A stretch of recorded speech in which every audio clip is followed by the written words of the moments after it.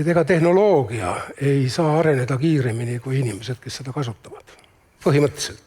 Mõelge natuke järele, tähendab, kui inimesed tehnoloogiat ei kasuta, siis see tehnoloogia ei arene ju mitte kuskile. Oot, Jaak, aga füüsikuna see singulaarsus kuskil... See singulaarsus, see on ka, vaadake, mõelge 200 aastat tagasi, meil oli Malthus, kes ütles, et kohe-kohe me sureme välja seepärast, et elanikkond kasvab eksponentsiaalselt ja põllumajandustootmine lineaarselt ja kohe saabub maailma lõpp. Vahepeal selle 200 aasta jooksul on maailma lõpukuulutusi olnud ikka terve rida. Täna meil on ka, ma ei hakka kõiki neid apokalüptilisi ettekujutusi tegema, et kliima kukub kokku ja taevas kukub alla ja ei kuku. Ja kui te mõtlete ka tööturu peale, et me ju enamus siin saalis olevaid teavad 10 või 20 aastat tagasi, et kas ta on siis nii põhimõtteliselt teistsugune või? Ei ole ju. Me oleme sellega siiamaani oleme hakkama saanud, küll me saame edaspidi ka hakkama.